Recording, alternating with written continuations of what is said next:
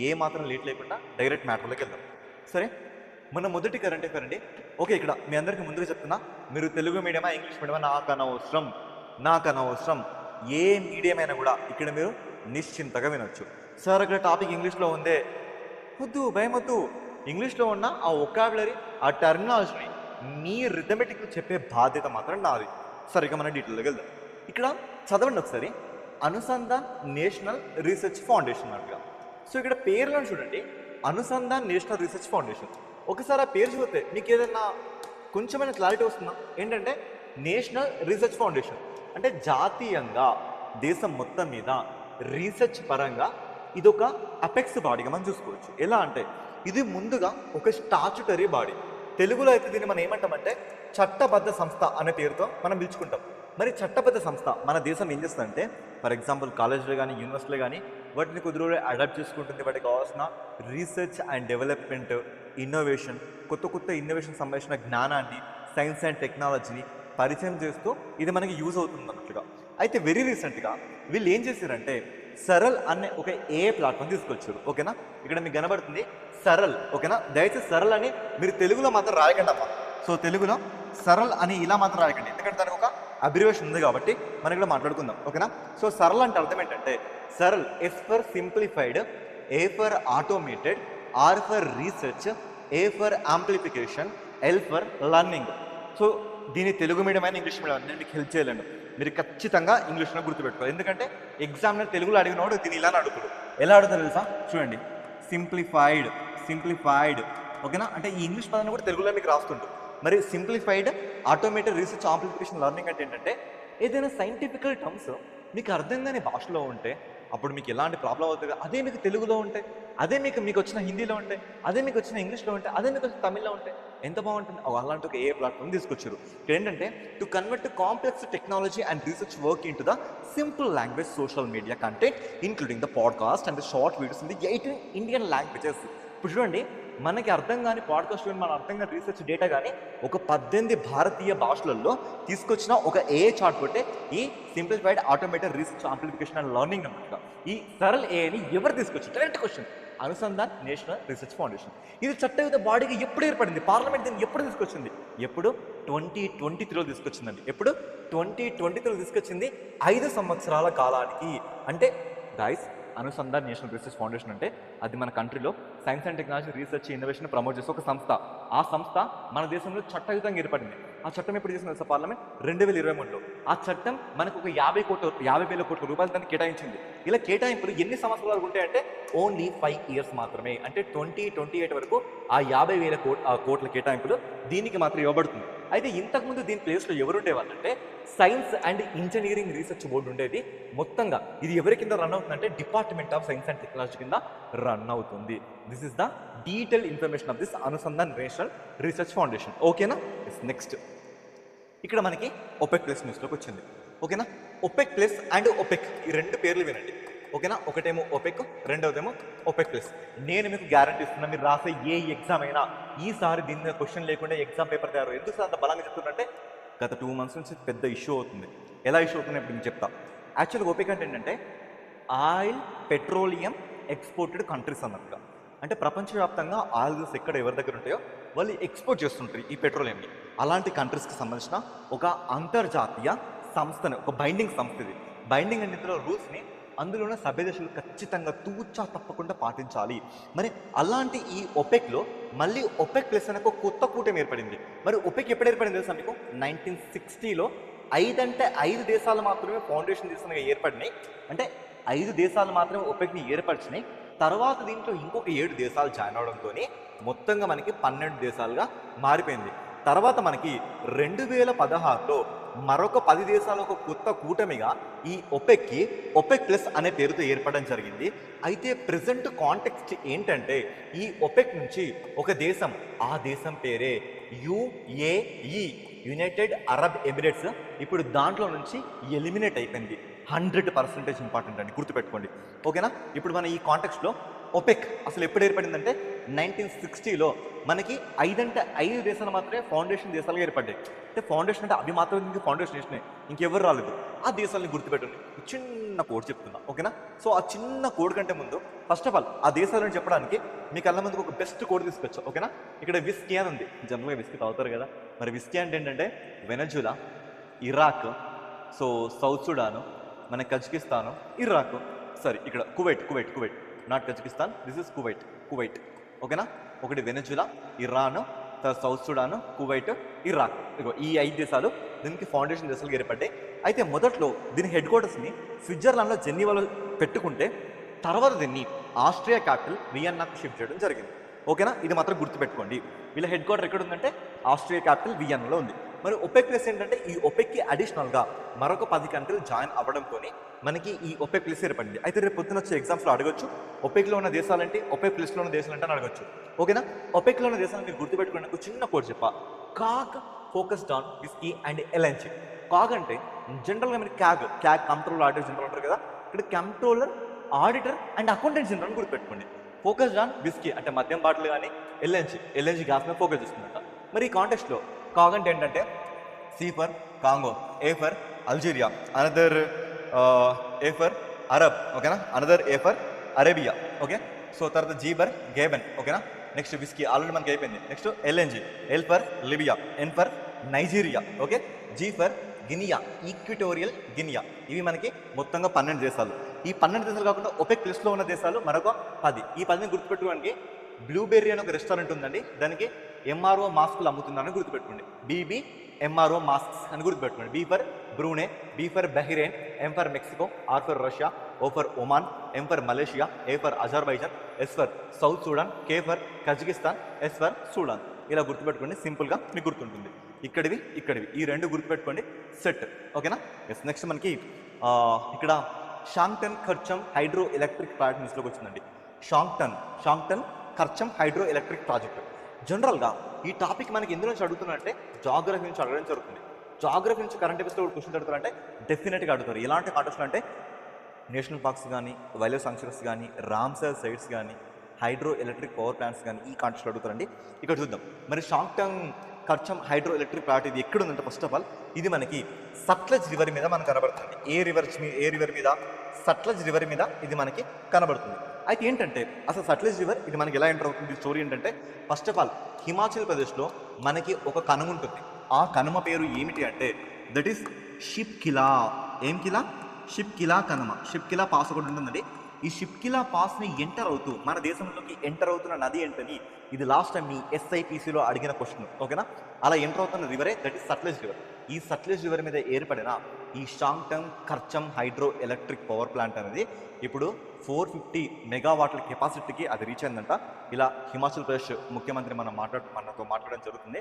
So దానికి సంబంధించిన issues ఇచ్చాడు. బట్ ఇవన్నీ మిమ్మల్ని అడిగారు డైరెక్ట్గా ఆ ప్రాజెక్ట్ ఏ నది మీద ఉంది, దట్స్ ఇట్, సింపుల్, ఓకేనా? అయితే ఇలాంటి కాంటెక్స్ట్లో మీరు ఏం చేస్తారంటే ప్రతిసారి ఏ స్టేట్ అయితే న్యూస్లోకి వస్తుందో దాన్ని జీకే పాయింట్ ఆఫ్ వ్యూ గుర్తుపెట్టుకోండి.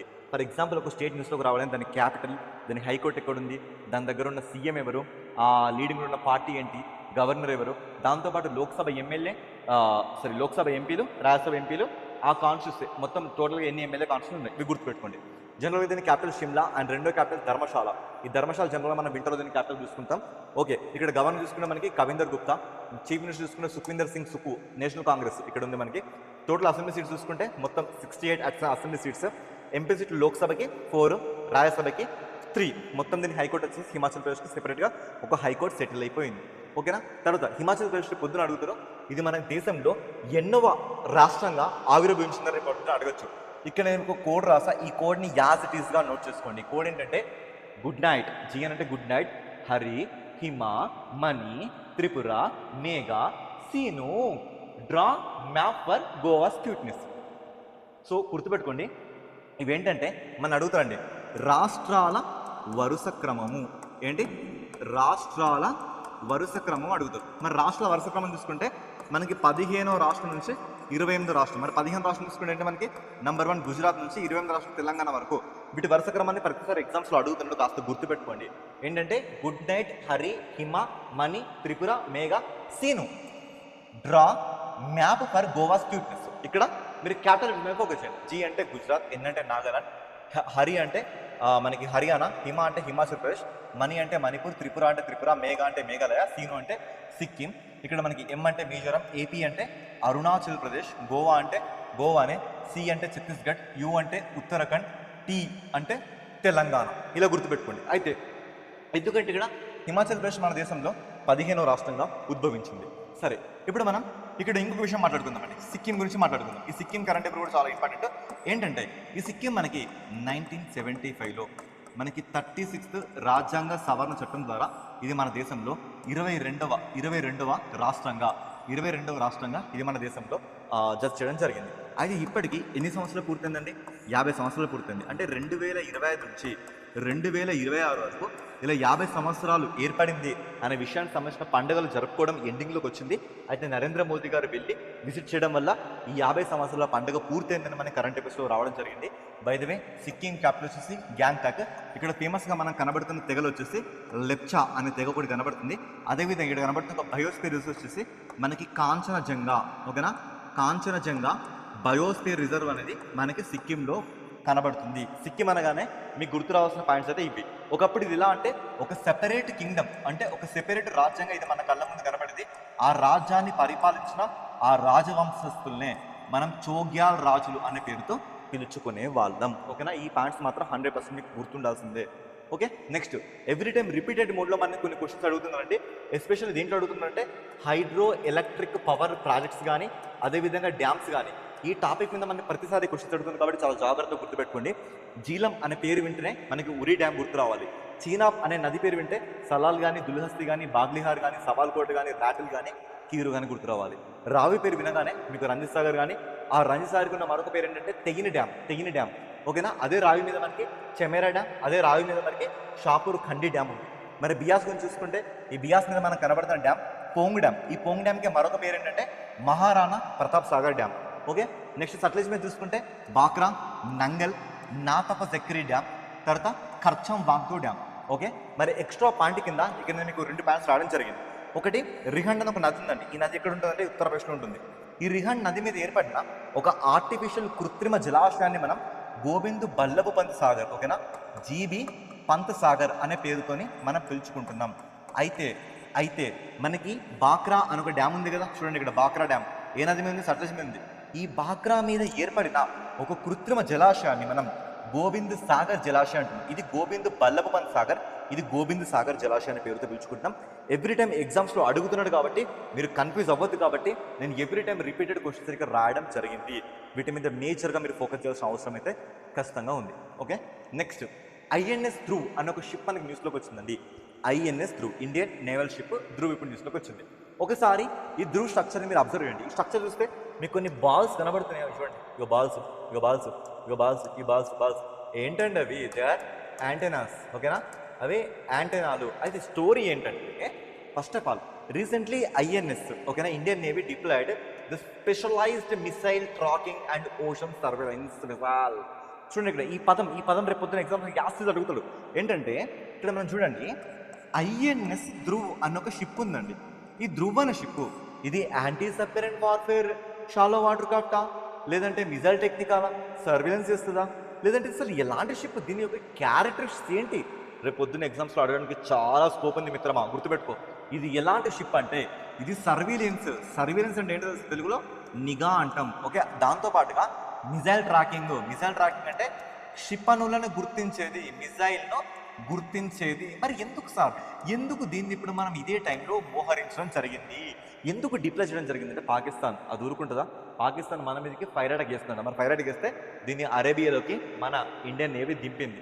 అలా న్యూస్లోకి వచ్చింది. ఓకేనా, ఇది ఒక nuclear missile tracking and ocean surveillance ship. అంటే అర్థం ఏంటంటే సముద్రాన్ని ఎప్పుడు నిఘా పెడుతూ న్యూక్లియర్ మిజైల్స్ శాతం పసిగట్టే శక్తి దీనికి ఉంది. ఇది ఎప్పుడు కమిషన్ తెలుసా? 2021లో ఇది కమిషన్ అవ్వడం జరిగింది.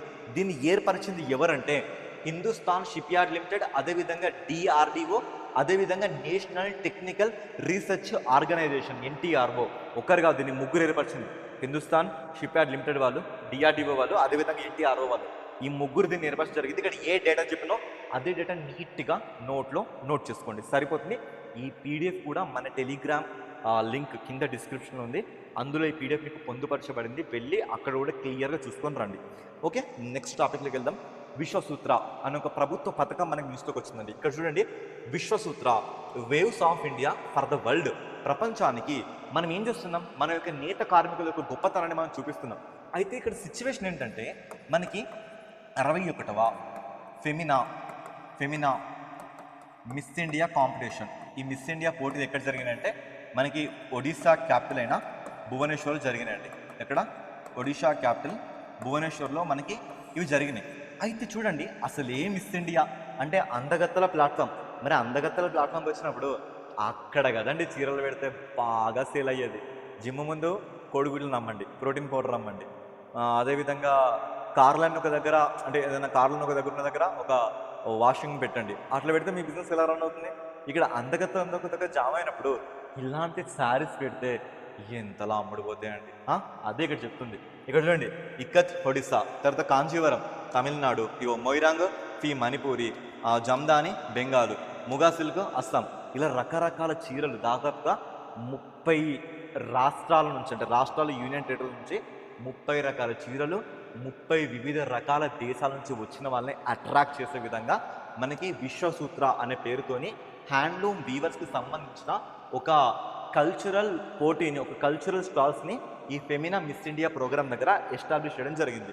దీని ద్వారా ఏంటంటే మన సంబంధించిన సంస్కృతి కానీ, మనకి సంబంధించిన చీరలు, ఈ వీవర్స్ కానీ ప్రపంచ దేశాలు మొత్తం కూడా గట్టిగా వినపడుతుంది.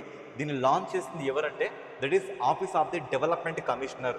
ఓకేనా, వీళ్ళు ఎవరి కింద రావద్దు? మనకి మినిస్ట్రీ ఆఫ్ టెక్స్టైల్స్. ప్రజెంట్ ఈ మినిస్ట్రీ ఎవరంటే గిరిరాజ్ గారు. ఓకేనా, గిరిరాజ్ సింగ్ గారు దీని మినిస్ట్రీగా మనకి కనబడుతున్నారు.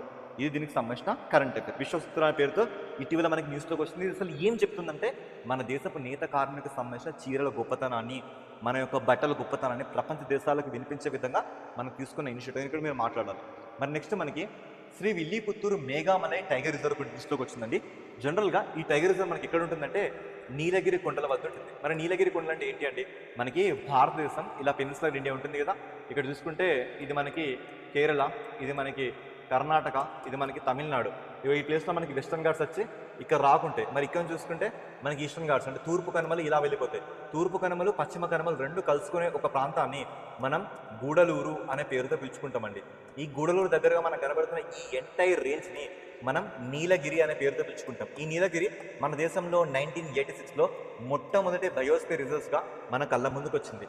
అలాంటి ఈ నీలగిరి ప్రాంతంలో వెరీ రీసెంట్గా April 23 నాడు తమిళనాడులో ఎలక్షన్స్ జరిగినాయి.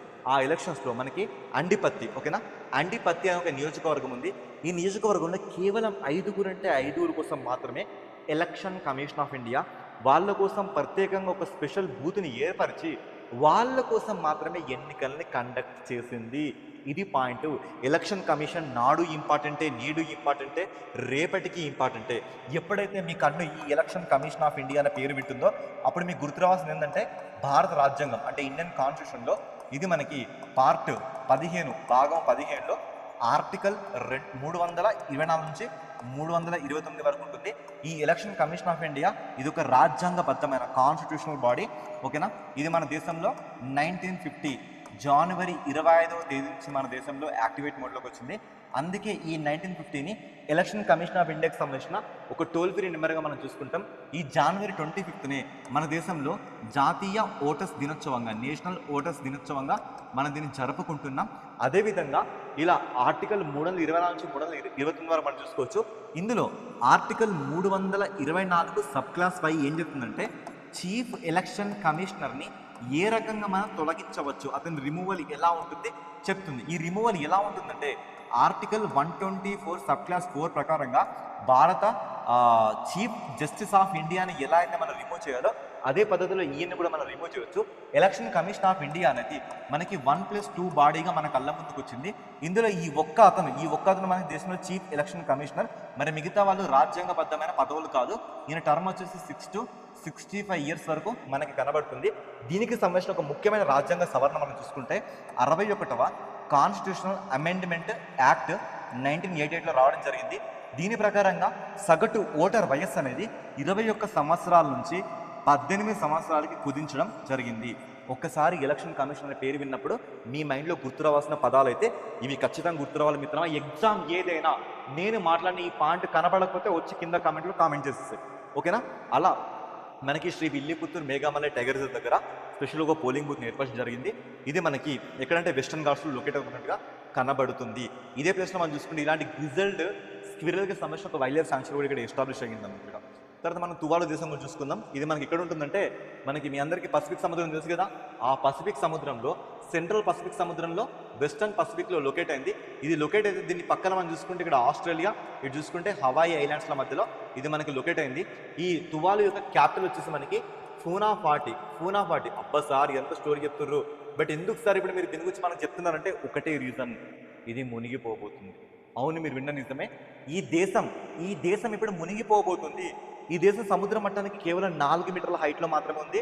చూడండి, ఇంకొక 50 సంవత్సరాల దేశం అనేది కనుమరుగైపోతుంది. ఇది ఉండదు, ఇది కంప్లీట్గా కనుమరుగైపోతుంది. అయితే ఎగ్జామ్లో అడిగే పాయింట్స్ ఏంటంటే నేను రాసిన పాయింట్లు ఇది కాకుండా ఇంకొక పాయింట్ గుర్తుపెట్టుకోండి. ఒకప్పుడు ఈ దీవుల్ని మనం ఏమని పిలిచేవాళ్ళం అంటే ఎలైస్ దీవులు. ఏమంటున్నాం? ఎలైస్ దీవులు అనే పేరుతో మనం పిలిచేవాళ్ళం. అయితే దీనికి మనకి 1978 ఆ టైంలో వీళ్ళకి స్వాతంత్రం రావడం జరిగింది. ఈ దేశంలో ప్యూర్ మనకి పార్లమెంటరీ ఓకేనా, పార్లమెంటరీ డెమోక్రటిక్ ప్రభుత్వం ఇక్కడ మనకు కనబడుతుంది. కానీ ఈ దేశం రిపబ్లిక్ కాదు, ఈ దేశం మనకి మోనార్కీ దేశం. అంటే ఈ దేశానికి ఒక రాజు ఉంటాడు, కానీ ఈ దేశంలో మాత్రం డెమోక్రటిక్గా పార్లమెంట్ సిస్టమ్ మనకి రన్ అవుతుంది. వీళ్ళ కరెన్సీ వచ్చేసి డాలర్ మనకి, ఓకేనా. నెక్స్ట్ నమస్తే అని ఒక స్కీమ్ వచ్చిందండి. నమస్తే అంటే అర్థమేంటో తెలుసా మీకు? National action for mechanised sanitation ecosystem. ఈ స్కీమ్ మనకి 2023లో రావడం జరిగింది. ఏంటంటే మనకి స్కావెంజర్ డ్యూటీ అంటే పారిశుద్ధ కార్మికులు. మరి పారిశుద్ధ కార్మికులు చాలా డేంజర్ ప్లేస్లో పనిచేస్తారు కదా, మురిక్కాలు లోపలికి తీయాలి, అది చేయాలి అంటే అలాంటి వారి ప్లేస్లలో రోబోటిక్స్ని పెడితే బాగుంటుంది అనేది ఈ స్కీమ్ యొక్క మెయిన్ మోటో అన్నట్టు మనం చూసుకోవచ్చు. రేపు అడుగుతారు మనకి నమస్తే స్కీమ్ అబ్రివేషన్ అంటే ఏంటి? National action for the mechanised sanitation ecosystem. ఏ సంవత్సరం వచ్చింది? 2023లో. ఇది ఎందుకంటే ministry of the social justice empowerment వాళ్ళ దీనికి నోడల్ మినిస్టర్గా మనం కనబడుతుందంటే వాళ్ళు దీని మొత్తం చూసుకుంటారు. దీని రిజల్ట్స్ బాగున్నాయని న్యూస్కి ఇవ్వడం జరిగింది. అలా ఇప్పుడు మనకి తీసుకొచ్చింది అన్నట్టుగా. నెక్స్ట్ మనకి అటల్ పెన్షన్ యోజన, ఇది 2015లో వచ్చింది. దీంట్లోనంటే ఎన్రోల్ అయిన సభ్యుల సంఖ్య 9 కోట్లకు పైగా చేరుకుందంట. మరి అటల్ పెన్షన్ యోజన అంటే ఏంటంటే మన దేశంలో పొదుపు అంటే సేవింగ్స్ మీద ఎక్కువ గ్రిప్ రావాలని ఇలాంటి ఒక ఇనిషియేటివ్ తీసుకోవడం జరిగింది మన గవర్నమెంట్. ఎప్పుడు 2015లో తీసుకొచ్చిందండి గవర్నమెంట్. అంటే ఇప్పటికి మనకి 11 yearsగా వస్తుంది. దీని స్టోరీ ఏంటంటే 18 నుంచి 40 సంవత్సరాల వయసులో ఉన్న వాళ్ళకి ఖచ్చితంగా ఒక సేవింగ్స్ అకౌంట్ ఉండాలి. వాళ్ళు ప్రతి నెల కొంత ప్రీమియం కట్టుకుంటే వీళ్ళకి ఏమవుతుందంటే వీళ్ళ ఓల్డేజ్ వయసులో అంటే 60 సంవత్సరాలు దాటిన తర్వాత వీళ్ళకి పెన్షన్ అనేది రావడం జరుగుతుంది. మరి ఆ పెన్షన్ మీకు ఎంత ఉంటుంది తెలుసా? మీ ప్రీమియం మీద డిపెండ్ అవుతుంది. ఒకసారి మీకు 1000 రూపాయలు రావచ్చు, 2000 రావచ్చు, 3K, 4K up to 5K, 1K నుంచి 5K వరకు మీకు ఎంత రావచ్చు అంటే మీరు కట్టుకున్న ప్రీమియం ప్రకారంగా. ఒకవేళ మీరున్నారు కదా సగటు మీ సబ్స్క్రైబర్ అంటే ఎవరైతే మీరు దీనికి అప్లై చేసుకుంటారో మీరు, ఒకవేళ మీరు చనిపోతే మీ స్పౌస్ అంటే మీ భార్య కానీ మీ భర్త కానీ, మీ స్పౌస్ కూడా చనిపోతే మీ నామిని అంటే చివరగా ఇలా మీకు మూడు వ్యక్తులు కూడా ఇలాంటి పెన్షన్ రావడం జరుగుతుంది. మరి ఇలాంటి పెన్షన్లు చూసుకుంటే 9.5 కోట్ల మంది పైగా దీంట్లో ఎన్లిస్ట్ అయ్యారట. అలా మనకి న్యూస్లోకి వచ్చింది అన్నట్టుగా. నెక్స్ట్ సస్టైనబుల్ ఏవియేషన్ ఫ్యూయల్ ఒకటి న్యూస్లోకి వచ్చింది. సస్టైనబుల్ ఏవియేషన్ ఫ్యూయల్ అంటే ఏంటంటే ఇలా మనం విమానాల్లో వాడుతున్న ఫ్యూయల్ని ఏవియేషన్ టర్బైన్ ఫ్యూయల్ అంటాం అన్నట్టుగా. ఈ ఏవియేషన్ టర్బైన్ ఫ్యూయల్ని మనం ఇప్పుడు బ్లెండింగ్ చేస్తున్నాం. మరి బ్లెండింగ్ అంటే ఏంటంటే ఇథనాల్ కానీ, అదేవిధంగా బయోగ్యాస్ కానీ, లేదంటే ఆహారేతర గింజల నుంచి తీసుకున్న నూనెలు కానీ, ఫ్యాట్స్ కానీ, లేదంటే గార్బేజ్ కానీ అలాంటి దాని గురించిన ఫ్యూయల్ని ఇప్పుడు బ్లెండింగ్ చేసి ఈ ఏవియేషన్ టర్బైన్ ఫ్యూయల్లో కలుపుతున్న ఈ ఫ్యూయల్ని సస్టైనబుల్ ఏవియేషన్ ఫ్యూయల్ అనే పేరుతో పిలుచుకుంటాం. అంటే తెలుగులో దయచేసి ట్రాన్స్లేట్ చేయకండి, సుస్థిర విమానయాన ఇంధనం అనే అలా మాత్రం చేయకండి, మోసపోతారు, ఓకేనా. అయితే ఇది రావడంతో మనకి ఒక గైడ్లైన్స్ గుర్తొస్తుంది. ఆ గైడ్లైన్స్ ఏంటంటే దీని మీద aviation turbine fuel regulation and marketing order 2001 అని ఒక చట్టం అనుకోటి ఉంది అన్నట్టుగా. Aviation turbine fuel regulating and orders 2001 మన కళ్ళ ముందు కనబడుతుంది. సో ఇప్పుడు దీన్ని మనం అమెండ్ చేసుకోవాల్సిన అవసరం వచ్చింది. ఎందుకంటే ఒకప్పటి వరకు మనం ఏవియేషన్ టర్బైన్ ఫ్యూయల్ మాత్రం విమానాలకు వాడినాం. ఇప్పుడు ఇక్కడ మనం బ్లెండింగ్ వేసేసి సస్టైనబుల్ ఏవియేషన్ ఫ్యూయల్ని వాడుతున్నాం కదా. అంటే ఇప్పుడు దీన్ని మనం రీప్లేస్ చేస్తున్నాం కదా, అలా ఇప్పుడు ఈ 2001 వీటి యొక్క ఆర్డర్స్కి, వీటి యొక్క గైడ్లైన్స్కి ఇప్పుడు మనం అమెండ్మెంట్ చేస్తున్నాం కాబట్టి ఇది న్యూస్లోకి వచ్చింది. ఏవియేషన్ టర్బైన్స్ సంబంధించిన ఆర్డర్స్ మనకి ఏ సంవత్సరం వచ్చినట్టు మీ ఆన్సర్ ఏంటి? 2001లో వచ్చిన. మీరు ఇక్కడ ఆన్సర్ చెప్పాలి. ఒకవేళ ఇలా కలపడం ద్వారా మనకి ఇంజనీరింగ్ ప్రాబ్లం అవుతుందా, మరి లేకపోతే ఇంకేమైనా అవుతుందా అంటే ఏం లేదు. గవర్నమెంట్ క్లియర్గా స్టేట్మెంట్ ఇచ్చింది, ఎవరికి ఎలాంటి హాని లేదని స్టేట్మెంట్ ఇవ్వడం జరిగింది. ఓకేనా. నెక్స్ట్ ఒక క్వశ్చన్ అన్నట్లుగా, ఒకవేళ క్వశ్చన్ వస్తే ఇలా మన క్వశ్చన్ అడిగే ఛాన్స్ ఉంది. ఇక్కడ ఏంటంటే నారిట్ ఏఐ రీసెంట్గా మనకి న్యూస్లో ఉంది. ఇది ఎవరి గురించి మాట్లాడుతుంది? ఓకేనా. సో చూద్దాం ఇప్పుడు నారిట్ ఏఐ అంటే ఏంటంటే, ఇక్కడ మీరు చూడండి నారిట్ ఏఐ ఫస్ట్ ఆఫ్ ఆల్ రేపు పొద్దున అడుగుతారండి. రేపు పొద్దున నారిట్ ఏఐ అంటే అర్థం ఏంటంటే, ఎన్ అంటే మనకి నార్కోటిక్స్, ఏ అంటే అనాలిసిస్, ఆర్ అంటే ర్యాగ్, ఐ అంటే ఇన్వెస్టిగేషన్, టీ అంటే టూల్, ఏ అంటే ఆర్టిఫిషియల్ ఇంటెలిజెన్సీ. అంటే ఏంటంటే నార్కోటిక్స్ అంటే అర్థం ఏంటి? మాదక ద్రవ్యాలు. మరి మాదక ద్రవ్యాలు అంటే కొకాయిన్, హెరాయిన్, గాంజా ఇట్లాంటివి మనకు ఉంటాయి కదా. మరి అలాంటి వాటినంట వాడుతున్న ప్రతి 100 మందిలో 25 మందికి శిక్షలు పడట్లేదంట. అర్థమవుతుంది నేను ఏం వాడుతున్నావు? అలా వాడుతున్న వ్యక్తులలో కనీసం 25 మందికి శిక్షలు పడట్లేదు. ఇంత దారుణంగా వ్యక్తులు ఇలా తప్పించుకుంటారు ఈ కేసు నుంచి అని గుజరాత్ పోలీసులు ఛేదించి వాళ్ళొక ఆర్టిఫిషియల్ ఇంటెలిజెన్స్ టూల్ని వాడుతూ ఇక్కడ ఏ ఒక్కరు కూడా శిక్ష నుంచి తప్పించుకోకుండా proper FIR, proper investigation, proper documentation, ప్రాపర్గా కోర్టులో సబ్మిట్ చేసి సదరు వ్యక్తులకి శిక్ష పడేలాగా తీసుకొచ్చిన ఒక ప్రైవేటు ఆర్టిఫిషియల్ ఇంటెలిజెన్సే ఇప్పుడు మనం మాట్లాడుకుంటున్న ఈ నారిట్ ఏఐ అన్నట్లుగా. ఓకేనా. సైన్స్ అండ్ టెక్నాలజీ ఇలాంటి క్వశ్చన్స్ రేపు పొద్దున అడగచ్చు. క్వశ్చన్ అడిగితే ఇలా ఉంటుంది. ఇక్కడ చూడండి నారిట్ ఏఐ దేనికి సంబంధించింది? This is relating to the మాదక ద్రవ్యాలు దర్యాప్తు, నార్కోటిక్స్ ఇన్వెస్టిగేషన్. ఓకేనా. సరే చూద్దాం ఇది మనకి ఎలా అప్లై అవుతుంది అంటే, ఇక్కడ ర్యాగ్, ఇక్కడ మనం ఆర్ఏజీ ర్యాగ్ అనుకుంటాం కదా. ర్యాగ్ అంటే retrieval augmentation generation AI tool అన్నట్లుగా. మరి రిట్రైవల్ ఆగ్మెంటేషన్ జనరేషన్ అంటే ఏంటంటే, ఇది ప్రజెంట్ మనకున్న ఒక యాక్ట్ ఉన్నట్లుగా. ఆ యాక్ట్ ఏంటంటే ఎన్డీపీఎస్ యాక్ట్. ఇక్కడ చూసుకోండి ఎన్డీపీఎస్ యాక్ట్. దయచేసి వీటిని తెలుగులోకి ట్రాన్స్ఫర్ చేయకండి అమ్మా. 1995 యాక్ట్ వచ్చింది. ఎన్డీపీఎస్ అంటే ఏంటంటే national drug psychotic substance act అని ఒకటి వచ్చింది. అంటే ఇలాంటి డ్రగ్స్ని వాడిన వాళ్ళకి ఎలాంటి శిక్షలు వేస్తారు, ఎలాంటి పనిష్మెంట్స్ ఉంటాయి, ఇలా కోర్టులో మనం లిటిగేషన్ ప్రాసిక్యూషన్ చేయొచ్చు అనే మొత్తం యాక్ట్స్ అన్ని దీంట్లో మనకు రాసి ఉంటాయి. దాన్ని బేస్ చేసుకొని ప్రెజెంట్ వచ్చిన మనకి భారతీయ న్యాయ సంహిత, ఓకేనా, భారతీయ నాగరిక సురక్ష సంహిత, భారతీయ సాక్షి అధినియం అనే మనకి మొత్తం కొత్త 3 చట్టాలు వచ్చినాయి కదా. ఐపీఎస్, సిపిఎస్, ఇండియన్ ఎవిడెన్స్ యాక్ట్లో కొత్త చట్టాలు వచ్చినాయి కదా. ఆ కొత్త చట్టాలను యూజ్ చేసుకుని, ఎన్డీపీఎస్ యాక్ట్ని యూజ్ చేసుకొని అలా మొత్తంగా ఒక ప్రాపర్ డాక్యుమెంటేషన్ చేసుకున్న ఆ ఏఐ టూల్ పేరే retrieval augmentation generation AI tool. పూర్తిగా అంటే మనం నారిట్ అనే పేరుతో పిలుచుకున్నాం. నారిట్ అంటే narcotic analytic RAG based investigation tool ఏ అనే పేరుతో పిలుచుకున్నాం. గుజరాత్ పోలీసులు దీన్ని చేయించడం జరిగింది. ఓకేనా. నెక్స్ట్ మనకి బారోవర్స్ ప్లాట్ఫామ్. ఓకేనా. బారోవర్స్, మరి బారోవర్స్ అంటే ఎవరు? అప్పులు తీసుకునేవారు. ఓకే, అప్పులు తీసుకునేవారు ఎందుకు అప్పులు తీసుకుంటారండి? ఫస్ట్ ఆఫ్ ఆల్ వాళ్ళ దేశంలో గ్రోత్ సరిగా నమోదు కాదు. ఓకేనా. వాళ్ళ దేశంలో సస్టైనబుల్ డెవలప్మెంట్ గోల్స్, సుస్థిర అభివృద్ధి లక్ష్యాలు సరిగా అప్లై కావు. వాళ్ళ దేశంలో పాలసీ అండ్ గైడ్లైన్స్ సరిగా అమలు కావు. మరి వీళ్ళందరూ ఏంటంటే, ఇప్పుడు మీకు ఒక అప్పు ఉంది, నాకు అప్పు ఉంది, అసలు మన అప్పు ఎందుకు ఏర్పడింది అనుకో ప్రాబ్లమ్స్ మనకు క్వశ్చన్ జనరేట్ అవుతుంది. అరే ఎందుకురా మనమే ఎప్పుడు అప్పులు చేస్తున్నాం? అప్పులు చేసిన వాళ్ళని ఒక దగ్గరికి రండి, మన ప్రాబ్లమ్స్ని మనమే మాట్లాడుకుందాం, ఈ ప్రాబ్లమ్స్కి సొల్యూషన్ కూడా మనమే కనిపెడదాం అంటే ఎలా ఉంటుంది? అలా అందరూ కూడా ఇప్పుడు ఒక వేదిక దగ్గరికి రావడం జరిగింది. ఆ వేదిక దగ్గరికి వచ్చి వీళ్ళకి జరిగిన నాలెడ్జ్ కానీ, వాళ్ళ ప్రాబ్లమ్స్ కానీ, అసలు వాళ్ళు ఎందుకు వెనకుండరు అనే విషయాలు మొత్తం కూడా ఈ ప్లాట్ఫామ్ వద్ద వీళ్ళు డిస్కస్ చేస్తున్నట్లుగా, అలా ఇది మనకి న్యూస్లోకి వచ్చింది అన్నట్లుగా. ఓకేనా. సో దీన్ని ఎవరు ఆతిథ్యం ఇవ్వడం జరిగింది అంటే, వీళ్ళందరికీ ప్రపంచ దేశాల మొత్తంలో ఎవరు ఆతిథ్యం ఇవ్వడం జరిగిందంటే ఇద్దరు అన్నట్టుగా. ఒకరు ఐఎంఎఫ్, రెండవది వరల్డ్ బ్యాంక్. ఒకటి ప్రపంచ బ్యాంకు, రెండవది ఐఎంఎఫ్ అంటే ఇంటర్నేషనల్ మానిటరీ ఫండ్. వీళ్ళిద్దరు కూడా వీళ్ళకి ఆతిథ్యం ఇవ్వడం జరిగింది. వీళ్ళు అంటే ఇక్కడ సెక్రటరియట్గా మనకు పనిచేస్తున్న వాళ్ళు ఎవరంటే United nations conference on trade development అని ఒకటి మనకు ఉంటుంది.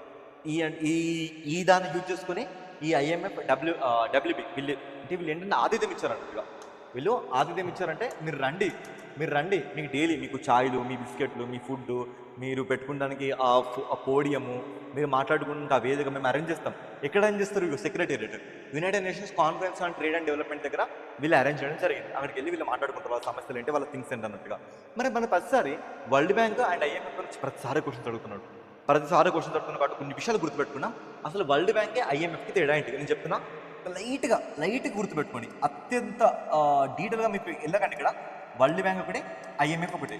వరల్డ్ బ్యాంక్ ఏంటంటే మనకి వరల్డ్ వార్ 2 జరిగిన తర్వాత ప్రపంచ దేశాలు మొత్తం కూడా డిస్ట్రాయ్ అయిపోయినాయి. మరి డిస్ట్రాయ్ అయిపోయినప్పుడు అవి పైకి రావడానికి ఆ దేశాలకి అప్పులు ఇచ్చేది వరల్డ్ బ్యాంక్. అప్పులు మాత్రమే ఇస్తుంది. మరి IMF ఏం చేస్తుందంటే ఇది ఆ దేశంలో పాలసీలని, ఒక రూట్ మ్యాప్ని, ఓకేనా, మొత్తం ఆ దేశంలో ఒక ఎకానమీ ఎలా స్టెబిలైజ్ అవ్వాలి అని రూట్స్ అండ్ గైడ్లైన్స్ ఇచ్చే సంస్థ IMF. ఈ రెండు కూడా మనకి ఎలా ఏర్పడినాయంటే మనకి 1944లో బ్రెటన్ వుడ్స్ అని ఒక ఏరియా ఉందండి. ఏరియా పేరేంటి? Bretton Woods. ఈ బ్రెటన్ వుడ్స్ ఏరియాలో కాన్ఫరెన్స్ జరిగింది. దాన్ని మనం బ్రెటన్ వుడ్స్ కాన్ఫరెన్స్ అంటాం. ఆ కాన్ఫరెన్స్ ప్రతిఫలంగా మనకి కొత్తగా ఈ రెండు ఇంటర్నేషనల్ ఆర్గనైజేషన్స్ పుట్టినాయి. ఒకటి వరల్డ్ బ్యాంకు, ఇంకొకటి IMF. ఓకేనా? ఈ రెండు మనకి ఇంటర్నేషనల్ ఆర్గనైజేషన్గా ఏర్పడినాయి. ఒకటేమో అప్పులు ఇస్తుంది, ఒకటేమో విధి విధానం రూపొందిస్తుంది. ఇలా ఈ రెండింటిని మనం ఏమంటామంటే బ్రిటన్ వుడ్స్ కాన్ఫరెన్స్కి సంబంధించిన కవలలు అనే పేరుతో మనం వీటిని పిలుచుకోవడం జరుగుతుందని కూడా మీరు గుర్తుపెట్టుకోండి. ఓకేనా? ఆబ్జెక్టివ్ ఏంటంటే ఒకరేమో మనకి అప్పులు ఇస్తారు, ఓకేనా, ఒకరేమో మన దేశం ఎలా స్టెబుల్ ఉండాలి, ఎలా బ్యాలెన్స్ ఉండాలి, ఎలా ట్రేడ్ చేయాలి, ఎలా కంట్రీస్తో మనం బ్యాలెన్సింగ్ చేయాలి, ఇలా మనం బ్యాలెన్స్ ఆఫ్ పేమెంట్స్ని కంట్రోల్ చేయాలి, ఇలా వీళ్ళు చెప్తారు. ఓకేనా? మరి మెంబర్షిప్ రావాలంటే ఫస్ట్ ఆఫ్ ఆల్ IMFలో మెంబర్షిప్ ఉంటుంది, మీకు దీంట్లో మెంబర్షిప్ ఉంటుంది. మొత్తం వరల్డ్ బ్యాంక్లో మీకు ఎన్ని కంట్రీస్ ఉన్నాయి తెలుసా? 189 కంట్రీస్ ఉంటాయి. IMFలో 190 కంట్రీస్ ఉండడం జరిగింది. వీళ్ళిద్దరు హెడ్ క్వార్టర్స్ కూడా మనకి వాషింగ్టన్ DCలోనే కనబడుతుంది. ఓకేనా? USA క్యాపిటల్ వాషింగ్టన్ DCలోనే వీళ్ళిద్దరు హెడ్ క్వార్టర్స్ మనకు కనబడుతున్నాయి. మరి నెక్స్ట్ చూసుకుంటే వరల్డ్ వెట్లాండ్స్ డే. యాక్చువల్లీ ఎందుకు చెప్తున్నా అంటే మన దేశంలో రామ్సర్ సైట్స్, ఓకేనా, ఈ పదం గుర్తుపెట్టుకోండి, రామ్సర్ చిత్తడి నేలలు. ఓకే, ఇంతకుముందు ఎన్ని ఉండే అంటే 98 ఉండేనండి. మరి ఇప్పుడు ఈ సంఖ్య ఎక్కడికి వచ్చిందంటే 99కి వచ్చింది. ఈ సంఖ్య వచ్చిన సందర్భంగా మీరు ఒక పదం గుర్తుపెట్టుకోవాలి. మరి రామ్సర్ డేని మనం ఏ సంవత్సరం అంటే ఏ డేట్ని జరుపుకుంటామంటే February 2న జరుపుకుంటాం. ఓకేనా? మరి మొత్తంగా మన దేశం 99 రామ్సర్ సైట్ ఏంటంటే ఇవి చూడండి ఇక్కడ షికార్ ఝీల్. ఇది ఎక్కడో తెలుసా మీకు? ఉత్తరప్రదేశ్లో అలీగఢ్ అనే జిల్లాలో మనకి ఇది ఒక బర్డ్ శాంక్చురీ కనబడుతుంది. మరి అలాంటి బర్డ్ శాంక్చురీ ఇప్పుడు 99వ రామ్సర్ సైట్గా మన కళ్ళ ముందుకు వచ్చింది. సరే, మనం ప్రతి సంవత్సరం February 2వ తారీఖున ప్రపంచ చిత్తడి నేలల దినోత్సవం వరల్డ్ వెట్లాండ్స్ అని జరుపుకుంటాం. ఈసారి థీమ్ ఏంటంటే wetlands and traditional knowledge celebrating cultural హెరిటేజ్తో మనకు వచ్చింది. యాక్చువల్గా ఇలాంటి ఫెస్టివల్ని మనం 1997 నుంచి జరుపుకోవడం మనం చూస్తున్నాం. అయితే UN ఐక్యరాజ్య సమితి మాత్రం ఇలాంటి ఫెస్టివల్ని 2022 నుంచి జరుపుకోవడాన్ని మనం ఇక్కడ అబ్జర్వ్ చేయొచ్చు. ఓకేనా? సరే, ఇప్పుడు మనం కొంచెం డీటెయిల్ రివ్యూలోకి వెళ్దాం. సరే, ఈ డీటెయిల్ రివ్యూలోకి వెళ్ళే ముందు అసలు ఏంటి ఈ స్టోరీ ఏంటనే ముందు మనం చూసుకుంటే ఫస్ట్ ఆఫ్ ఆల్ ఈ స్టోరీ మనం చూసుకుందాం. Heart of the topic. ఈ టాపిక్ ఏంటంటే చూడండి, చిత్తడినేలలు అంటే ఏంటంటే ప్రపంచవ్యాప్తంగా ప్రతి సంవత్సరం ఎకోలాజీని సస్టైనబుల్గా మెయింటైన్ చేస్తున్న కొన్ని చిత్తడినేలలు ఉంటాయి. కొన్ని సరస్సులు కానీ, కొన్ని చెరువులు కానీ, కొన్ని కుంటలు కానీ, అవి ఎన్క్రోచ్ అవ్వకుండా మనం కాపాడుకోవాలి. మరి అవి కాపాడాలంటే వాటికి 9 క్రైటీరియాలు ఉంటాయి. ఆ 9 క్రైటీరియాలు ఏ ఒక్క క్రైటీరియా సాటిస్ఫై చేసినా చాలు. ఆ క్రైటీరియా ఎలా అంటే నిత్యం ఆ ప్లేస్కి పక్షులు రావడం కానీ, లేదంటే ఆ ప్లేస్ సస్టైనబుల్ ఒక ఏరియాని కాపాడుతుండడం కానీ, దానికంటే ఏదో ఒక సిగ్నిఫికెన్స్ ఉండడం కానీ, అలాంటివి ఎన్క్రోచ్ అవ్వకుండా కాపాడుతున్న వరల్డ్ వైడ్గా తీసుకున్న ఒక బైండింగ్ అగ్రిమెంట్. అంటే ఇందులో ఉన్న రూల్స్ని ఖచ్చితంగా పాటించాలి. ఇలాంటి అగ్రిమెంట్ 1971 February 2న ఇరాన్లో రామ్సర్ అనే ఒక నగరం ఉంది. ఆ నగరంలో జరిగింది కాబట్టి మనం దీన్ని రామ్సర్ సైట్స్ అనే పేరుతోని పిలుచుకుంటున్నాం. ఓకేనా? ఇప్పటి వరకు ఈ మే 2026 వరకు మనం చూసుకుంటే మన ప్రపంచంలో 2,500,000కు పైగా రామ్సర్ సైట్లు సుమారుగా 253 బిలియన్ హెక్టార్స్ని ఆక్యుపై చేస్తుంది. ఓకే, సో ఇలా మనం చూసుకోవచ్చు. అయితే మన దేశం ఈ రామ్సర్ సైట్స్ని ఎప్పటి నుంచి యాక్సెప్ట్ చేసిందంటే 1982 నుంచి యాక్సెప్ట్ చేయడం జరిగింది. ఆ 1982లో మన దేశం యాక్సెప్ట్ చేసిన 2 రామ్సర్ సైట్లు, ఒడిశాలో ఒకటి చిలికా లేక్, తర్వాత రాజస్థాన్లో కిలాడియో నేషనల్ పార్క్ని యాక్సెప్ట్ చేయడం జరిగింది. ఇప్పటికీ ఈ రామ్సర్ కన్వెన్షన్లో మనకు ఉన్న దేశాలు ఏంటంటే 173 దేశాలు మనకు కనబడుతున్నవి. అయితే ఇక్కడున్న ఈ డేటా ఖచ్చితంగా అడుగుతారండి, 2025లో ఎన్ని రామ్సర్ సైట్స్ మనకి యాక్సెప్ట్ అయినాయి అంటే మొత్తంగా 11 రామ్సర్ సైట్స్ 2025లో మన కళ్ళ ముందుకు వచ్చింది. చూడండి, సబ్జెక్టు భారం పెరుగుతుంది. ఎంత తొందరగా వీళ్ళు అంత చదివి పెట్టుకోండి. సరే, ఇక్కడ మనం చూస్తున్న నెంబర్ 1 అంటే 2020లో మన కళ్ళ ముందుకు వచ్చిన రామ్సర్ సైట్స్. తమిళనాడులో సక్కరకొట్టే బర్డ్ శాంక్చురీ, ఇదే తమిళనాడులో తీర్థంగల్ నేషనల్ పార్క్, సిక్కింలో చూసుకుంటే కిచలో పర్లి, జార్ఖండ్ చూసుకుంటే ఉద్వా లేక్, రాజస్థాన్ చూసుకుంటే కీచన్, ఇది ఫలోర్ డిస్ట్రిక్ట్లో ఉంది. రాజస్థాన్ చూసుకుంటే బేనర్, ఇది ఉదయపూర్ డిస్ట్రిక్ట్లో ఉంది. నెక్స్ట్ బీహార్లో చూసుకుంటే గోకుల్ జలాశయ్, ఇదే బీహార్లో ఉదయపూర్ ఝీల్.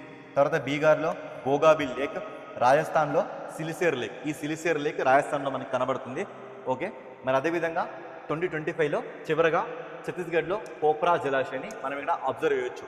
తర్వాత 2026లో మనకు కళ్ళ ముందుకు వచ్చిన రామ్సర్ సైట్స్ ఏంటంటే ఉత్తరప్రదేశ్లో పట్నా బర్డ్ శాంక్చురీ, గుజరాత్ కచ్లో చూసుకుంటే చారీదాండి వెట్లాండి. ఇప్పుడు ఉత్తరప్రదేశ్లో చూసుకుంటే షెకాజిల్. సరే ఇవన్నీ గుర్తుపెట్టుకోవాలా? 100% గుర్తుపెట్టుకోవాలి. చచ్చినట్లు గుర్తుపెట్టుకోవాలి. ఎందుకంటే నీకు నమ్మకం లేకపోతే తెలంగాణ కండక్ట్ చేసిన గ్రూప్ 2 పేపర్ 1 చూడండి. మీకు నేను చెప్పింది ఎందుకో అర్థమైపోతుంది. ఓకేనా? ఇలా మీరు చూసుకోవచ్చు. ప్రపంచవ్యాప్తంగా మొత్తంగా ఎక్కువగా రామ్సర్ సైట్స్ ఉన్న దేశం ఏంటంటే యునైటెడ్ కింగ్డమ్. సుమారుగా 175 ఉన్నాయి. సెకండ్ ప్లేస్లో చూసుకుంటే మెక్సికో మనకు కనబడుతుంది. మరి లార్జెస్ట్ ప్రొటెక్టెడ్ ఏరియా అంటే అత్యంత ఎక్కువగా రక్షించబడుతున్న ప్రాంతాల ప్రకారం చూసుకుంటే బొలీవియా మనకి ఫస్ట్ ప్లేస్లో ఉంది అన్నట్టుగా చూసుకోవచ్చు. మరి ఫస్ట్ రామ్సర్ సైట్ ఏంటంటే ప్రపంచంలో దట్ ఈస్ కోబోర్గ్ పెనిన్సులా. ఇది మనకి ఆస్ట్రేలియాలో కనబడుతుంది. ఓకేనా? ఈ పాయింట్స్ మాత్రం మీరు ఖచ్చితంగా గుర్తుపెట్టుకోవాల్సిందండి. ఈ 9 క్రైటీరియా ఇవి వెళ్తే ఇప్పటివరకు ఎప్పుడు ఎగ్జామ్లో అడగలేదు, బట్ చూపెట్టడం నా ధర్మం కాబట్టి నేను చూపెడుతున్నా. సరే ఇవన్నీ మనం మాట్లాడుకున్న ఆ 99 రామ్సర్ సైట్స్. ఓకేనా? మరి మన దేశంలో ఏ స్టేట్లో ఎక్కువ రామ్సర్ సైట్స్ ఉన్నాయంటే తమిళనాడులో ఎక్కువ, సెకండ్ ప్లేస్లో ఉత్తరప్రదేశ్. మరి చివరిగా మనకి అతి తక్కువ ఎక్కడంటే గోవా, త్రిపుర, ఉత్తరాఖండ్, మిజోరాం, అస్సాం, మణిపూర్. ఇంకా చెప్పాలంటే తెలంగాణలో ఒక్క రామ్సర్ సైట్ కూడా లేదండి. మరి ఏరియా వైజ్గా రామ్సర్ సైట్ చూసుకుంటే వెస్ట్ బెంగాల్లో మనకి అత్యంత పెద్ద ఏరియా ఆక్యుపై చేస్తుంది సుందర్బన్స్. మరి సెకండ్ ఒడిశాలో, ఇక చివరిగా అంటే గోవా మనకి 0.42 స్క్వేర్ కిలోమీటర్స్ మాత్రమే. మరి లార్జెస్ట్ రామ్సర్ సైట్స్ ఇండియాలో చూసుకుంటే ఒకటి సుందర్బన్, తర్వాత చూసుకుంటే కలువెలి బర్డ్ శాంక్చురీ, ఇది మనకి తమిళనాడులో ఉంది. ఓకేనా? మరి ఓల్డెస్ట్ రామ్సర్ సైట్స్ చూసుకుంటే ఒకటి చిలికా లేక్, తర్వాత కిలాడియో నేషనల్ పార్క్. మరి అతి చిన్న రామ్సర్ సైట్స్ మనం చూసుకుంటే హిమాచల్లో రేణుకా లేక్, తమిళనాడులో వెంబనాడు వెట్లాండ్ కాంప్లెక్స్. ఓకేనా? ఎస్. మనకి మాంట్రక్స్ రికార్డ్ అని ఒకటి ఉంటుంది, జీకేలో అడుగుతారండి. మాంట్రక్స్ రికార్డ్ ఏంటంటే ఏదైనా రామ్సర్ సైట్ ఎన్క్రోచ్ అవుతూ పాడైపోతూ క్లైమేట్ చేంజ్ అవుతుంటే అట్టి రామ్సర్ సైట్ని ఈ మాంట్రక్స్ రికార్డులో చేరుస్తారు. ఈ మాంట్రక్స్ రికార్డులో చేరిస్తే ఆ దేశం క్లైమేట్ కదా చాలా డ్యామేజ్ అవుతున్నారు. దాని ప్రకారంగా రావాల్సిన ఇన్వెస్ట్మెంట్ కూడా రాకుండా ఆ దేశం అత్యంత పేదరికంలోకి వెళ్ళడానికి ప్రాబిలిటీ ఉంది. అందుకే ఈ మాంట్రక్స్ రికార్డులో పడితే ఆ దేశాలు చాలా జాగ్రత్త పడుతూ ఉంటాయి. ఓకేనా? ఇక్కడ నేను ప్రపంచ వెట్లాండ్స్కి సంబంధించిన కొన్ని థీమ్స్ని చూపిస్తున్నా. ముఖ్యంగా మీరు గుర్తుపెట్టుకున్న థీమ్ వచ్చేసి ఈ 2020 సంబంధించిన theme wetlands and traditional knowledge celebrating the cultural heritage అనే పేరుతో మనకు వచ్చింది. 2020 చూసుకుంటే వెట్లాండ్స్ సస్టైనబుల్ సిటీస్ అనే పేరుతో చూసుకోవచ్చు. మీరు కనుక గ్రూప్ 1, గ్రూప్ 2 పేపర్ అయితే ఇక్కడున్న ఈ 2024, 2025, 2026, 2027 ఈ 4 థీమ్స్ని గుర్తుపెట్టుకోవాల్సిన ఆవశ్యకత ఉంది. ఎందుకంటే ఇంతకుముందు ఎగ్జామ్స్లో అలానే అడుగుతున్నాడు కాబట్టి నేను మరీ మీకు ఇండికేట్ చేసి చెప్తున్నా. మరి నెక్స్ట్ ఇక్కడ సిబిఐ వాళ్ళు ఒక ఏ చార్ట్బోర్డ్ తీసుకొచ్చారు. ఈ ఏ చార్ట్బోర్డ్ పేరు ఏంటంటే అభయ్. మీకు ఇది అభయం ఇస్తుంది అని అర్థం అన్నట్టుగా. సో అంతెందుకండి, ఇది నా మొబైల్కి వచ్చిన మెసేజ్. ఓకేనా? సో ఇగో చూడండి, నా మొబైల్కి వచ్చిన మెసేజే నేను ఇక్కడ మీకు ప్లేస్ చేస్తున్నా. ఏంటంటే dear SBI user, beware of the digital arrest. మరి డిజిటల్ అరెస్ట్ అంటే ఏంటో తెలుసా మీకు? Fraudulent messages. ఓకేనా? మరి ఫ్రాడ్గా చేసే మెసేజ్లు ఎట్లా అంటే పలానా మీ ఫోన్కి ఇన్ని కోట్లు జామ అయినాయి, పలానా మీ ఫోన్లో ఇంత డబ్బు జాయిన్ అయింది, పలానా మీ ఫోన్లో ఇన్ని జరిగినాయి అని చెప్తుంటే మీరు ఏం చేస్తారు? భయంతో దాన్ని ఇట్లా చూడగానే ఇట్లా క్లిక్ చేస్తారు. క్లిక్ చేయగా అది ఎక్కడికి పోతుంది, ఇంకెక్కడికి వెళ్తుంది అంటే మీ ప్యానిక్ని, మీ భయాన్ని వాళ్ళు క్యాష్ చేసుకుంటారని గుర్తు ఇక్కడ. మరి ఇదే ఏ చాట్బోర్డ్కి మీరు దీన్ని పంపిరు అనుకోండి, అది ఫ్రాడా కాదా? ఓకేనా? అది ఫ్రాడా కాదా అనే విషయాన్ని మీకు తక్కువ చెప్పేస్తున్నట్లుగా ఇలా దీన్ని మనకి ఎవరు తీసుకొచ్చారు? CBI, central bureau of investigation వాళ్ళకి తీసుకోవడం జరిగింది. డైరెక్ట్ సింపుల్ క్వశ్చన్, ఇటీవల కాలంలో ఏఐ చాట్బోర్డ్ అభయ్ని ఎవరు లాంచ్ చేస్తారు? That's it, CBI. మరి సిబిఐ ఎప్పుడు ఏర్పడింది మన కంట్రీలో? 1963లో. ఇది ఎలా ఏర్పడిందంటే మనకి 1946లో వచ్చిన ఒక చట్టం అన్నట్లు. ఆ చట్టం పేరు ఏంటంటే Delhi special police establishment act ప్రకారంగా ఇది మన దేశంలో 1963లో ఏర్పడడం జరిగింది. ఇక వీళ్ళు హెడ్ క్వార్టర్ చూసుకుంటే మనకి ఇక్కడ ఢిల్లీలో కనబడుతుంది. వీళ్ళ మోటో చూసుకుంటే ఇండస్ట్రీ, ఇంపార్షియాలిటీ, ఇంటిగ్రిటీ. దయచేసి తెలుగులో మాత్రం బై హార్ట్ చేయకండి, దాన్ని ఇంగ్లీష్లో చదవండి. ఇండస్ట్రీ, ఇంపార్షియాలిటీ అండ్ మనం చూసుకుంటే ఇంటిగ్రిటీ. ఓకేనా? నెక్స్ట్ మనకి G20 దేశాలు న్యూస్లోకి వచ్చాయండి. G20 దేశాలు ఎందుకు న్యూస్లోకి వచ్చాయంటే ఓన్లీ G20లో మాత్రమే ఉన్న ఈ దేశాలకి ఒక స్పెషల్ శాటిలైట్ని 2027లో మన ఇస్రో చైర్మన్ అయిన వి నారాయణ్ గారు పంపుతానని ఇక్కడ ప్రామిస్ చేయడం జరిగింది. మరి దీని ప్రకారం ఏమవుతుంది? గ్లోబల్ వైజ్గా మన ఇండియా యొక్క డామినెన్సీ ఇంకెక్కడికో వెళ్తుంది, ప్రపంచ దేశాల్లో మన వైపు చూడడం జరుగుతుంది. మరి ఇలాంటి శాటిలైట్ ఏం చేస్తుందంటే this only work on the climatical change. అంటే క్లైమేటికల్ చేంజ్ అంటే వాతావరణ మార్పుల్ని అబ్జర్వ్ చేసే ఒక శాటిలైట్గా ఇప్పుడు మనం దీన్ని చూడబోతున్నామని ఈ న్యూస్ మనకు చెప్తుంది అన్నట్టుగా. సరే, మొత్తంగా మనకి G20లో ఉన్న కంట్రీస్ ఎవరంటే సింపుల్గా నా దగ్గర కోడ్ ఉందండి. కోడ్ ఏంటంటే గురూజీ సీత అబ్ ఎస్ఎస్సి ఎఫ్సిఐ మే కామ్ కర్తీ హే. ఇక్కడ చూడండి, గురూజీ ఉందా? 1 2 3 4 5 6 7 8 9 10 11 12 13 14 15 16, 17, 18, 19 ఓకేనా. సో 19 దాంతోపాటు 2021 ఏంటంటే 2 యూనియన్లు అండి. ఒకటి యూరోపియన్ యూనియన్, రెండోది ఆఫ్రికన్ యూనియన్. మరి ఇక్కడ జీ అంటే జర్మనీ, యూఎస్ఏ, రష్యా, యూకే ఓకేనా. జీ అంటే జపాన్ ఓకే. ఐ అంటే ఇండియా, సీతా అంటే సౌత్ ఆఫ్రికా, ఐ అంటే ఇటలీ, టీ అంటే టర్కీ, ఏ అంటే అర్జెంటీనా, ఏ అంటే ఆస్ట్రేలియా, బి అంటే Brazil, SSC South Korea, Saudi Arabia, Canada, France, China, Indonesia, ME అంటే మెక్సికో, యూరోపియన్ యూనియన్. దీంతో పాటుగా మనకి యాడ్ అయింది ఎవరంటే ఆఫ్రికన్ యూనియన్ కూడా దీంట్లో యాడ్ అయింది అన్నట్టుగా. మొత్తం ఎన్ని 19 దేశాలు, 2 యూనియన్లు ఈ మనకి G20లో కనబడుతున్నట్టుగా. మరి G20 చూసుకుంటే G20 సమ్మిట్స్ అంటే ప్రజెంట్ ఎక్కడ జరుగుతుంది సమ్మిట్, పాస్ట్లో ఎక్కడ జరిగింది సమ్మిట్, ఫ్యూచర్లో ఎక్కడ జరగబోతుంది సమ్మిట్. దీన్ని మనం ఏమంటామంటే తెలుగులో ట్రయోకా అనే పేరుతో పిలుచుకుంటాం. ఈ ట్రయోకా ఇంపార్టెన్స్ అంటే అబ్సల్యూట్లీ ఇంపార్టెంట్ ఓకేనా. మరి లాస్ట్ ఎప్పుడు జరిగింది ఓకే. మనకి 2026 చూసుకుంటే ఇది యూఎస్లో జరగబోతుంది. మరి లాస్ట్ 2020 చూసుకుంటే సౌత్ ఆఫ్రికా జరిగింది. 2027 చూసుకుంటే ఇది యునైటెడ్ కింగ్డమ్ జరిగింది. మరి 2023లో ఇండియా జరిగింది. ఈ ఇండియాలో ఏం జరిగిందంటే అప్పుడు ఆఫ్రికన్ యూనియన్ని మన ఇండియా దీంట్లో యాడ్ చేయడం జరిగింది అన్నట్టుగా. దీనిలో యాడ్ చేయడం జరిగింది ఓకేనా. ఆ మొత్తం కూడా మనకి 20 నేషన్స్. సో 20 నేషన్స్ ఇప్పుడు 21గా మన కళ్ళ ముందుకు వచ్చినాయి. 21 ఏంటంటే దట్ ఈస్ ఆఫ్రికన్ యూనియన్. మరి ఇందులో మొత్తం 2 యూనియన్లు, ఒకటి యూరోపియన్ యూనియన్, రెండోది ఆఫ్రికన్ యూనియన్. మొత్తం ఎన్ని దేశాలు దీంట్లో? కేవలం 19 దేశాలు మాత్రమే దీంట్లో ఉంటాయి అన్నట్టుగా మీరు గుర్తుపెట్టుకోండి. ఇస్రో టాపిక్ వినగానే మీకు ఇది ఏం గుర్తు రావాలి? 1969 ఆగస్టు 15న ఇది ఏర్పడింది. వీళ్ళ హెడ్ క్వార్టర్ బెంగళూరులో మనకు కనబడుతుంది. అంతరిక్ష భవనాన్ని మనకి చూసుకోవచ్చు ఓకే. నెక్స్ట్ కరెంట్ అఫేర్, ఆది శంకరాచార్య మనకి న్యూస్లోకి వచ్చారండి. ఎలా న్యూస్లోకి వచ్చారు తెలుసా? మహా అయితే మీ బర్త్డే 25, 25, 30, 40 సంవత్సరాలు జరుపుకుంటారు. ఈయన బర్త్డే చూడండి 1200 సంవత్సరాలండి. మరి 1200 సంవత్సరాల బర్త్ యానివర్సరీ మళ్ళీ మనకి న్యూస్లోకి రావడం జరిగింది. ఆయన ఎవరు? ఒక సిద్ధాంతి, ఒక ఫిలాసఫర్, ఒక తత్వవేత్త.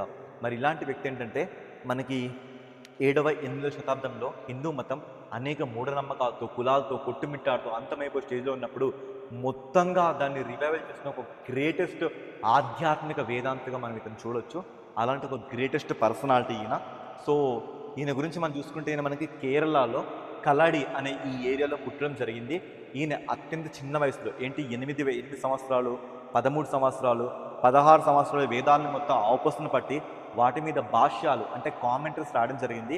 8 సంవత్సరాల వయసులో 2000 కిలోమీటర్ల పాదయాత్ర చేసి తన గురువైన గోవిందపాద అనే గురువుని కలవడం జరిగింది. తన దగ్గర అనేక విద్యలు అభ్యసించడం జరిగింది. ఇక ఈయన రాసిన పుస్తకాలు మనం చూసుకుంటే సో ఫస్ట్ ఆఫ్ ఆల్ ఈయన థియరీ అండి. ఈయన థియరీ ఏంటంటే అద్వైతము.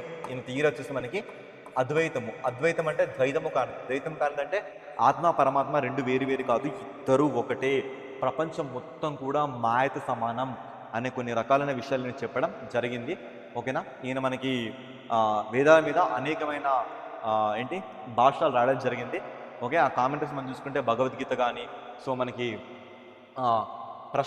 ప్రశ్నాత్రియ కానీ ఇలాంటి కొన్ని పుస్తకాలు రాయడం జరిగింది. సరే, ఈయన మనకు 4 మఠాలు ఏర్పరిచాడు. మన దేశం మొత్తం మీద మఠాలు ఏర్పరిచాడు. నార్త్లో చూసుకుంటే బద్రీనాథ్, దీన్నే జ్యోతిర్మఠం అంటాం. ఈ జ్యోతిర్మఠం వచ్చేసి మనకి అథర్వణ వేదం గురించి బోధిస్తుంది. మరి సౌత్లో చూసుకుంటే శృంగేరి మఠం, ఇది మన కర్ణాటకలో ఉంటుంది. ఇది యజుర్వేదం గురించి మాట్లాడుతుంది. ఈస్ట్లో చూసుకుంటే పూరి మఠం, ఈ పూరిని మనం గోవర్ధన మఠం అంటాం. ఇక్కడ ఋగ్వేదం గురించి మాట్లాడడం జరుగుతుంది. మరి వెస్ట్లో చూసుకుంటే ద్వారక మఠం, దీన్నే మనం శారదా మఠం అంటాం. ఇక్కడ సామవేదం గురించి మాట్లాడడం జరుగుతుంది. ఇలాంటి 4 మఠాలు ఏర్పరిచిన ఒక గొప్ప ఆధ్యాత్మిక వేదాంత సంబంధించిన బర్త్ యానివర్సరీని నరేంద్ర మోదీ గారు చాలా భక్తి శ్రద్ధలతో జరపడం వల్ల మనం ఇప్పుడు న్యూస్లో మాట్లాడుకుంటున్నాం. నెక్స్ట్ మనకి ఇండియా శ్రీలంక మధ్య జరిగిన ఒక డైవింగ్ ఎక్సర్సైజ్. ఇది ఎన్నో ఎక్సర్సైజ్ అంటే 4వ ఎడిషన్. ఈ డైవింగ్ ఎక్సర్సైజ్ ఎవరెవరి మధ్య జరిగింది? ఇండియా అండ్ శ్రీలంక మధ్య జరిగింది. దీన్ని మేజర్గా మన దేశంలో ఇండియన్ నేవీ వాళ్ళు, శ్రీలంక నేవీ వాళ్ళు వీళ్ళు జరపడం జరుగుతుంది. ఎందుకంటే 2 దేశాల మధ్య ఆపరబిలిటీ కానీ, ఇంటరాపరబిలిటీ కానీ, కమ్యూనికేషన్ కానీ, అమికబుల్ నేచర్ కానీ వీటిని పెంపొందించాలనే ఉద్దేశంతో దీన్ని జరపడం జరుగుతుంది. ఈ సంవత్సరం ఆతిథ్యం ఇచ్చిన ప్రదేశం ఎవరంటే శ్రీలంక. అది కూడా శ్రీలంక క్యాపిటల్ కొలంబోలో ఆతిథ్యం ఇవ్వడం జరిగిందిగా ఇక్కడ మీరు చూసుకోవచ్చు. నెక్స్ట్ మనకి India ranked 3rd globally in RE capacity. మనం రెన్యూబుల్ ఎనర్జీ ప్రకారం చూసుకుంటే ఇండియా ఇప్పుడు 3వ స్థానంలోకి వచ్చింది ఓకేనా. సో మనం చూసుకుంటే చైనా, అమెరికాల తర్వాత ఇప్పుడు భారతే ఉంది. ఎవరిని మనం పక్కకు నెట్టినాం? బ్రెజిల్ని మనం పక్కకు నెట్టి ఈ ప్రాంతంలోకి రావడం జరిగింది ఓకే. ఇదే విధంగా మనం ఇంకో విషయాన్ని కూడా అబ్జర్వ్ చేయొచ్చు ఓకే. అబ్జర్వేషన్ విషయం ఏంటంటే ఇండియా ఇప్పుడు విండ్ ఎనర్జీలో మనకి ప్రపంచంలో 4వ ప్లేస్లోకి వచ్చింది అన్నట్లుగా. మన మొదటి ప్లేస్లో చైనా, 2వ ప్లేస్లో అమెరికా, 3వ ప్లేస్లో జర్మనీ, ఆ 4th ప్లేస్లో మన భారత్ ఉంది. ఒకప్పుడు అంటే ఫినాన్షియల్ ఇయర్ 2024 ఫినాన్షియల్ ఇయర్ 2025 ప్రకారం చూసుకుంటే ఇక్కడ మనకి 4 గిగావాట్ల ఉత్పత్తి చేస్తుంది, ఇక్కడ 6 గిగావాట్ల ఉత్పత్తి చేస్తుంది. ఈ మొత్తం గ్రోత్ రేట్ ఎంత అంటే 46% వృద్ధి రేటుతో మనం ప్రపంచంలోనే 4వ ప్లేస్లోకి విండ్ ఎనర్జీ అంటే పవన సంబంధిత ఉత్పత్తిలో మనం ముందుకు రావడం జరిగింది అన్నట్టుగా ఇక్కడ చూసుకోవచ్చు. అయితే ఇండియా ఒక ప్రామిస్ చేసిందండి. ఆ ప్రామిస్ ఏంటో తెలుసా, 2030 కల్లా మనం నాన్ ఫాజిల్ ఫ్యూయల్స్ అంటే శిలాజేతర ఇంధనాల్ని 500 గిగావాట్ల వరకు మనం ఉత్పత్తి చేస్తామని ప్రపంచ దేశాలకు మాట్లాడడం జరిగింది. అందులో ఇప్పటికే మనం 288 గిగావాట్లని ఈ నాన్ ఫాజిల్ ఫ్యూయల్ వల్ల అచీవ్ చేసినామని ఇండియా చెప్పడం జరుగుతుంది. అదేవిధంగా ఇండియా 2070 కల్లా మనం నెట్ జీరో కార్బన్ ఎమిషన్స్ కూడా అచీవ్ చేస్తామని ప్రామిస్ చేయడం జరిగింది. ఈ పాయింట్స్ గుర్తుపెట్టుకుని అడుగుతారు ఎగ్జామ్స్లో. నెక్స్ట్ మనకి సుబర్ణరేఖ రివర్ ఒక న్యూస్లోకి వచ్చింది. సుబర్ణరేఖ పేరు వినగానే మీ అందరికీ గుర్తు రావాల్సిన ఒక ప్రాంతం అండి. దాని పేరే ఛోటా నాగపూర్ పీఠభూమి. ఏ పీఠభూమి? ఛోటా నాగపూర్ పీఠభూమి. ఇది జనరల్గా మనకి జార్ఖండ్లో, ఛత్తీస్గఢ్లో, ఒడిస్సాలో, వెస్ట్ బెంగాల్ లొకేట్ అవుతుంది. సరే, దీన్ని అడ్డంగా ఓకేనా, దీన్ని ఇలా అడ్డంగా నరికేస్తున్న ఒక నదిగా మనం చూసుకుంటే ఆ నది పేరు దామోదర్ రివర్ అంటున్నాం.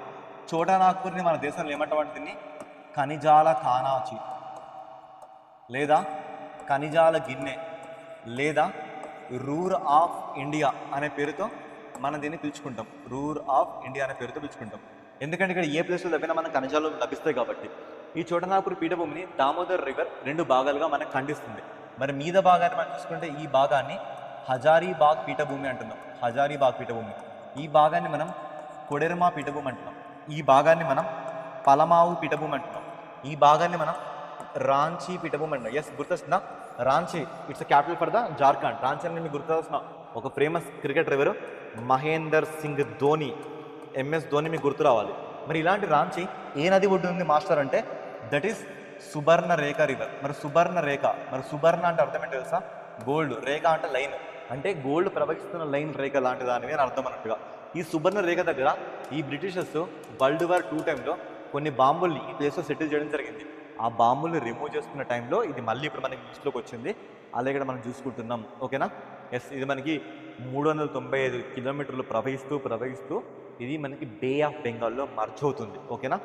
ఎస్, వీళ్ళ డ్రైనేజ్ అంటే దీనికి సంబంధించిన పరివాహక ప్రాంతం చూసుకుంటే మనకి వెస్ట్ బెంగాల్, ఒడిస్సా ఈ ప్రాంతం మొత్తం మీద కూడా కనబడుతుంది. సుమారుగా 18,900 స్క్వేర్ కిలోమీటర్లో ఏర్పడుతుంది.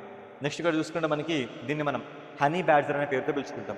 ఈ హనీ బ్యాడ్జర్ మనకి ప్రజెంట్ ఎక్కడ కనబడిందంటే కియోని వైల్డ్ లైఫ్ శాంక్చురీ. ఇక్కడ చూసుకోండి, ఇది అండి Kiyoni wild life sanctuary. Kiyoni wild life sanctuary ఇది ఎక్కడ ఉంది సార్ అంటే మధ్యప్రదేశ్లో మనకి దేవాస్ అనే జిల్లాలో ఉంది. ఈ దేవాస్ అనే జిల్లాలో కియోని వైల్డ్ లైఫ్ శాంక్చురీలో వెరీ రీసెంట్గా ఈ హనీ బ్యాడ్జర్లు ఉన్నాయనే విషయం మనకు తెలిసింది.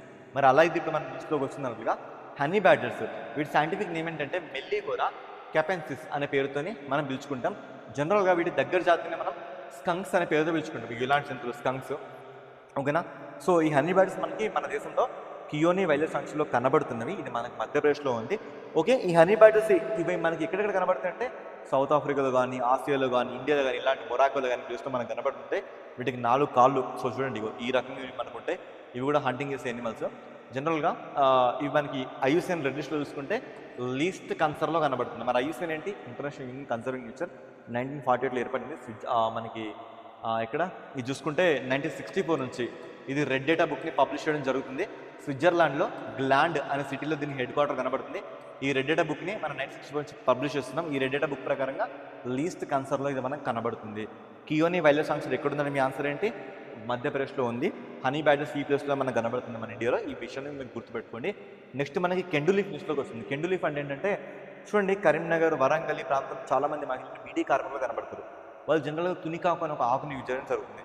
మరి అలాంటి సంబంధిత ఆకుగా ఈ కెండు లీఫ్ని ఇక్కడ మనం చూసుకోవచ్చు. ఈ కెండు లీఫ్ ముఖ్యంగా ఒడిస్సాలో కోరాపుట్ అనే రీజియన్లో మనకు కనబడుతుంది.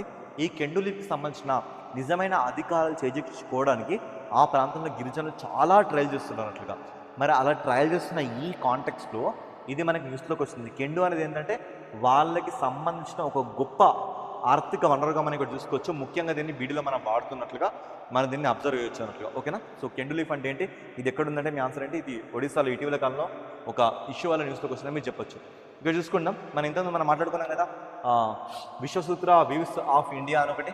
So 61st Femina miss India అనే కాంపిటీషన్ చూసాం కదా, దానిలో విన్నర్ ఎవరంటే ఆవిడండి సాధ్వి సతీష్, ఆవిడ విన్ అయింది. ఈవెన్ నెక్స్ట్ మన ఇండియా ఏంటంటే మిస్ వరల్డ్ కాంపిటీషన్కి మన దేశం తరఫున పంపిస్తున్నారంట.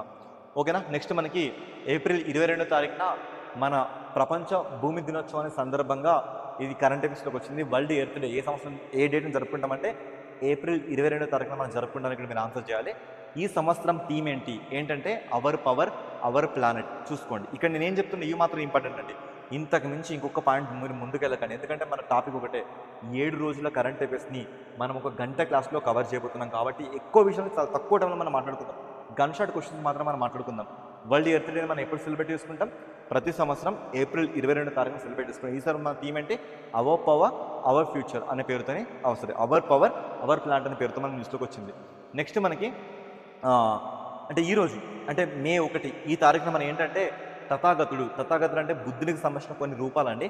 ఈ రూపాలని మనం లేహ్ లడాఖ్ని మనం పంపించడం జరుగుతుంది. మరి తథాగతుడు ఏంటంటే బుద్ధుని మహాయానం కానీ వజ్రయానంలో కానీ ఇతనికి విగ్రహారాధన రూపంలో మనం చూడొచ్చు. మరి అలాంటి తథాగతుల విగ్రహాన్ని ఇప్పుడు లేక్కి పంపిస్తున్నారంట. ఇలా ఉంటాయి విగ్రహాలు. ఈ విగ్రహాలను పంపిస్తున్నాయి. పొద్దున తథాగతులు అంటే ఎవరంటే బుద్ధుడి యొక్క మరొక పేరుని మనం తథాగతులు అనొచ్చు. ఇలాంటి తథాగతులు మనకి 5గురు ఉంటారన్నట్లుగా. ఆ తథాగతులు మనం చూసుకుంటే ఒకరి పేరు వైరోకాన, మరొకరి పేరు అక్షోభ్య, ఇంకొకరి పేరు రత్నసంభవ, ఇంకొకరి పేరు అమితాభ, మరొకరి పేరు అమోఘ సిద్ధి.